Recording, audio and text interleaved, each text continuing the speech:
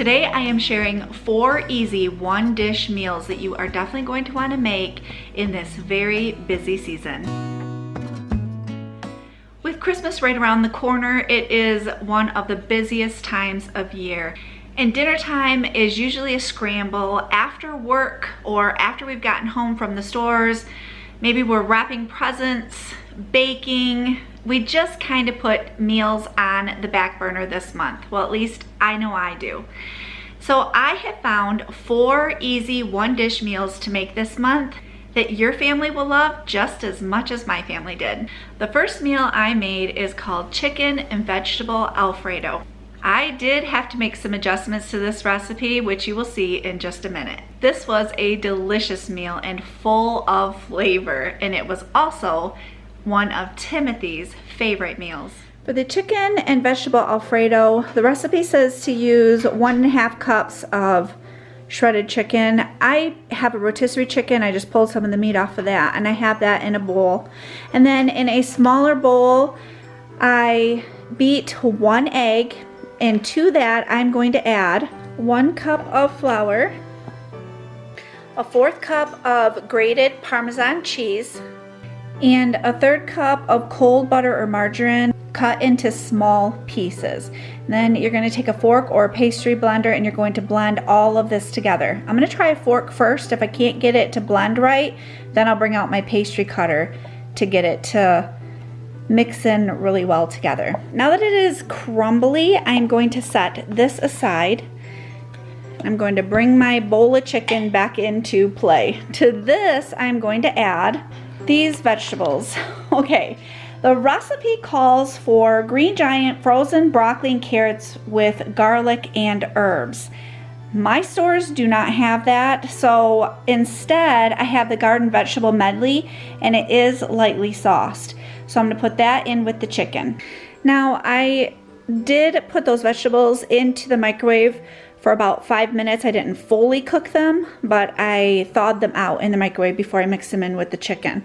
Now I'm going to take a can of sweet corn that's drained and add that, and a jar of Alfredo sauce. Now I have the garlic Alfredo sauce. The recipe calls for 4 cheese Alfredo sauce.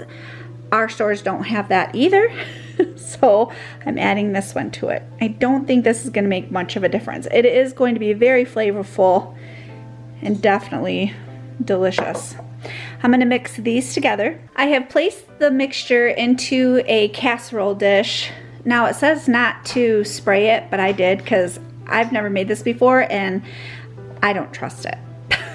Now I'm going to take the reserved crumb topping and I'm going to put that all over the top. I have preheated my oven to 375, and this is going to go in there and cook for 20 to 25 minutes. Okay, this is delicious. Definite keeper. Fantastic. Oh my goodness. And yeah, you could add pasta to it if you wanted to, but you really don't need to. On the side, we're keeping it simple with some homemade bread that I had made a few days ago. The second meal is chicken pot pie bubble bake. I love chicken pot pie, and this recipe puts a little spin on it by adding cheese, Italian seasoning, and biscuits instead of a pie shell. For the chicken pot pie bubble bake, I am starting out with 1 can of cream of chicken soup. I'm gonna put that into about a medium size to a large size bowl. To this, I'm gonna add 1 1/3 cup of milk and a teaspoon of Italian seasoning. I'm going to give this a stir and mix it all together. I bought some rotisserie chicken, so I just put the breast meat into the soup mixture. And now I'm going to add this bag of diced potatoes right into the mixture. And to that, I am going to add this bag of mixed vegetables. It's just the steamer bag of them, and the recipe calls for them to be thawed out. So I just had them in my refrigerator thawing out overnight. And get all of this stirred together. I'm gonna add a little bit of salt and pepper to this too. The recipe doesn't call for it, but I don't like things that aren't seasoned. So I'm gonna take Gran's biscuit. The recipe called for the flaky layers of Gran's. So I'm gonna cut these into 4s and then I'm gonna add them to the soup mixture.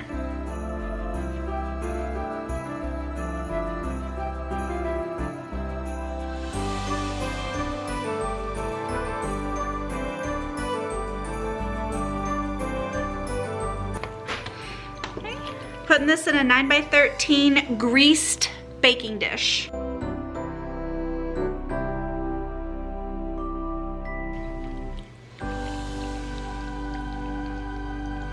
I'm gonna put this in the oven on 375 and bake it for 35 to 40 minutes. Then I'm gonna bring it out, put a 1/2 cup of shredded cheddar cheese on the top, put it back in the oven for 4 to 6 minutes longer.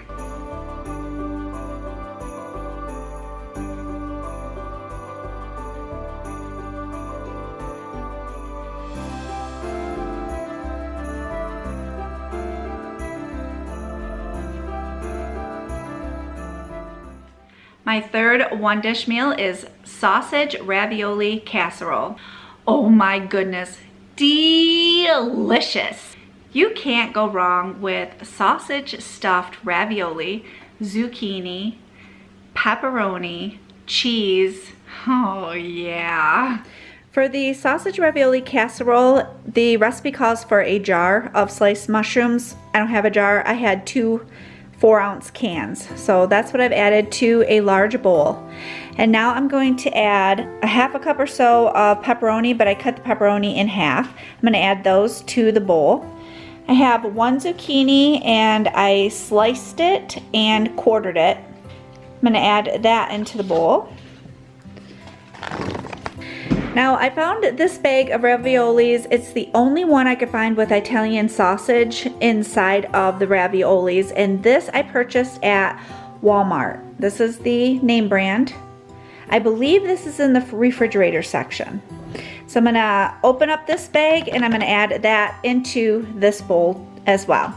Now I'm going to pour this entire container of fire roasted tomato and garlic spaghetti sauce over everything in the bowl, and then I'm going to give it a stir.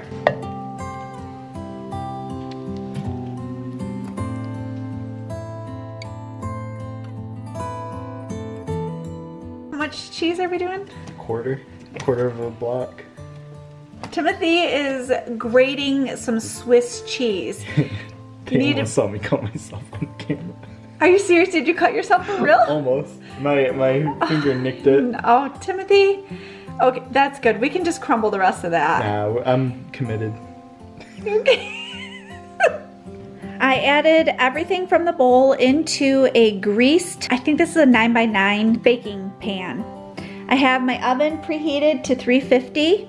Now I'm going to put the shredded Swiss cheese over the top, and then I'm gonna sprinkle a little bit of Italian seasoning over all of that. I'm gonna put it in the oven for 40 to 50 minutes to bake.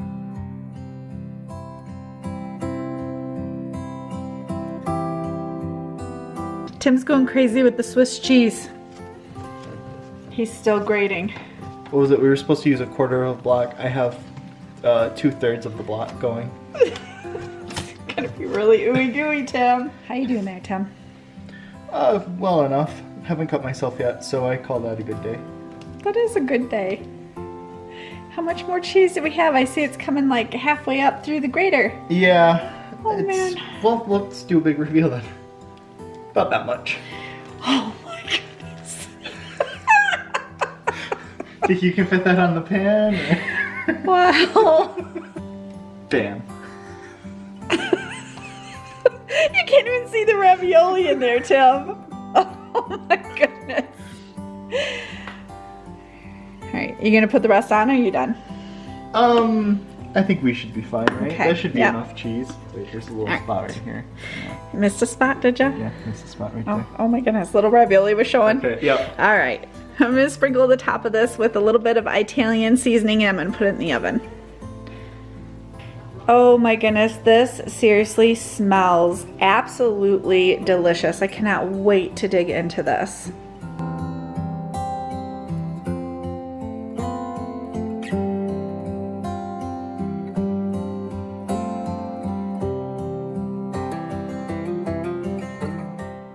And my fourth meal is pork chops with apples and stuffing. I truly enjoy apples and pork together. And this recipe marries the flavors together perfectly by adding stuffing, cranberries, apple, cinnamon. My mouth is watering just thinking about it. This recipe was a huge hit with my guys. Every one of them loved it, and I know we will be making this one again. I am going to start out by making the stuffing first. So the recipe calls for 1 cup of apple juice or apple cider. I don't have that, so I'm going to use 1 cup of water. Although I really think the apple juice or apple cider would be delicious in this. Then you're going to use 2 tablespoons of butter, and I'm going to bring this up to a boil before I add the rest of the stuff. Now that the water has come to a boil, I am adding 2 packs of pork stuffing. You can also add chicken stuffing. And I am also adding a 1/4 cup of dried cranberries. I'm going to mix this really well, and I'm going to set this aside. You're going to want to cover the stuffing and let it sit for 5 minutes. In a 9x13 baking dish, I thinly sliced up 2 apples, keeping the skins on them. But before I added those to the pan, I brushed it lightly with butter. In a bowl, you are going to add 2 teaspoons of flour,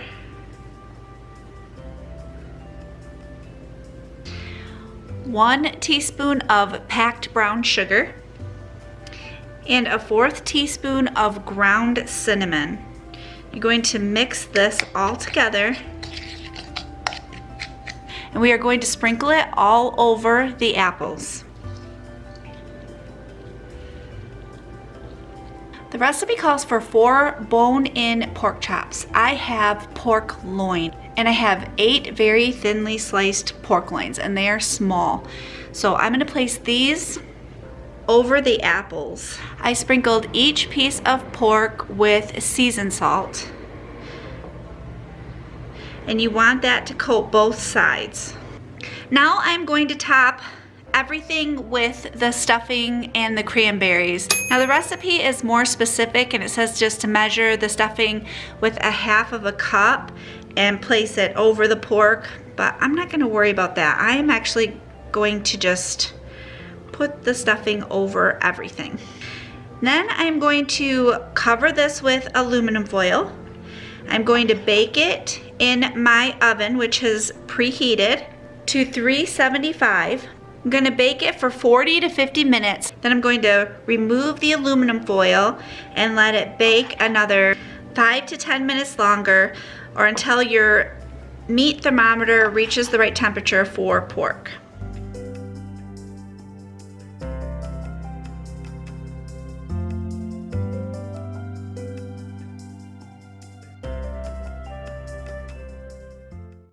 You have got to give these recipes a try. They are easy to prepare and full of comfort. All of the recipes are down below. I hope you have a wonderful day, and I will see you soon.